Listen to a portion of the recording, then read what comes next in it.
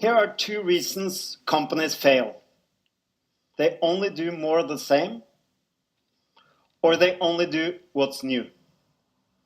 To me, the real solution to quality growth is figuring out the balance between two activities, exploration and exploitation. Both are necessary, but it can't be too much of a good thing. Consider Faucet. I'm actually old enough to remember them. Faucet was a fantastic company. They were born deep in the Swedish forest and they made the best mechanical calculators in the world. Everybody used them. And what did Faucet do when the electronic calculator came along? They continued doing exactly the same. In 6 months, they went from maximum revenue and they were gone. Gone.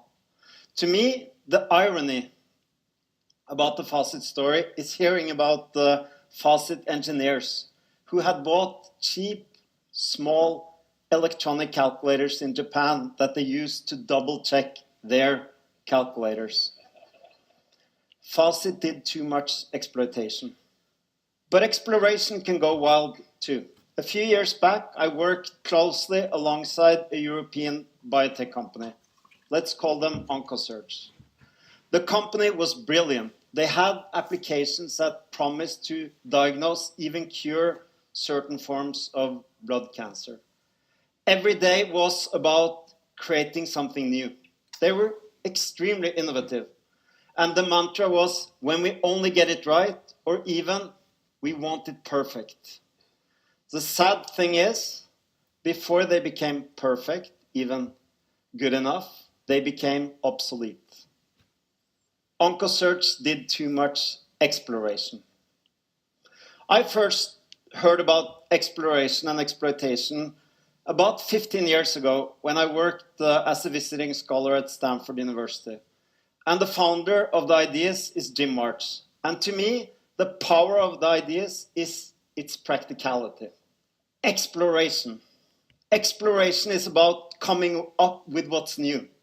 It's about search, it's about discovery, it's about new products, it's about new innovations. It's about changing our frontiers. Our heroes are people who have done exploration. Madame Curie, Picasso, Neil Armstrong, Sir Edmund Hillary, etc.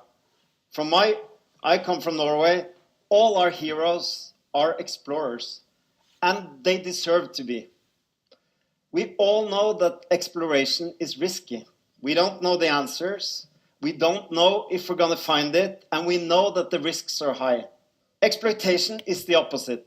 Exploitation is taking the knowledge we have and making good better. Exploitation is about making our trains run on time. It's about making good products faster and cheaper. Exploitation is not risky in the short term. But if we only exploit, it's very risky in the long term. And I think we all have memories of the famous pop groups who keep singing the same songs again and again until they become obsolete or even pathetic.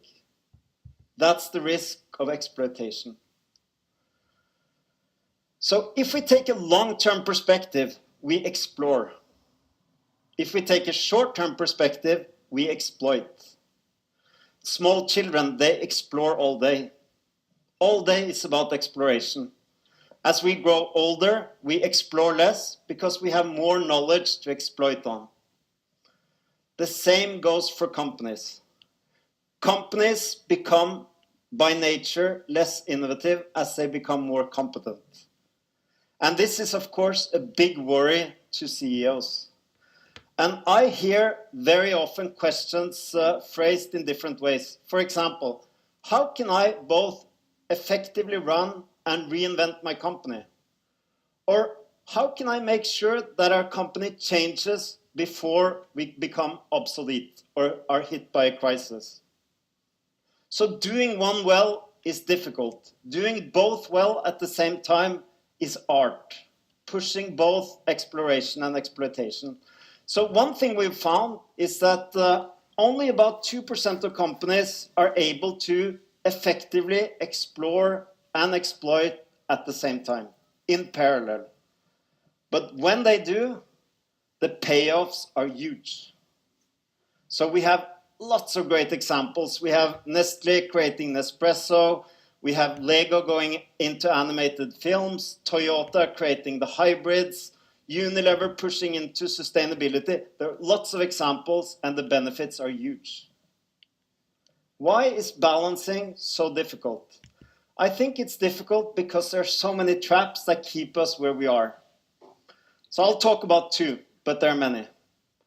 So let's talk about the perpetual search trap. We discover something, but we don't have the patience or the persistence to get at it and make it work. So instead of staying with it, we create something new. But the same goes for that, and we're in a vicious circle of actually coming up with ideas but being frustrated.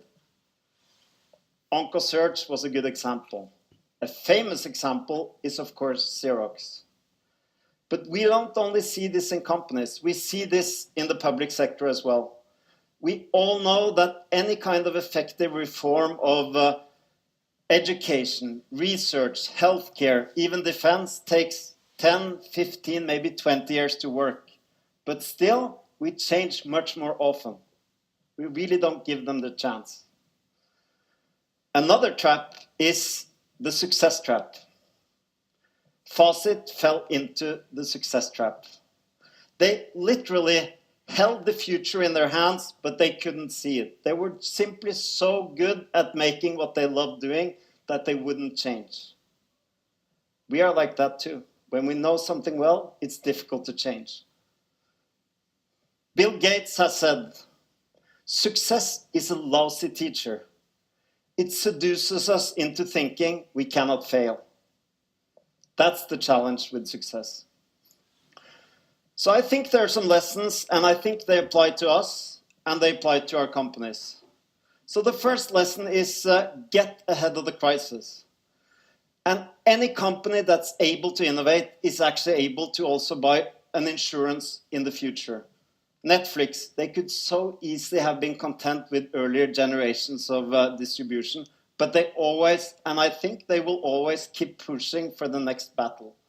I see other companies who say, I'll win the next innovation cycle, whatever it takes.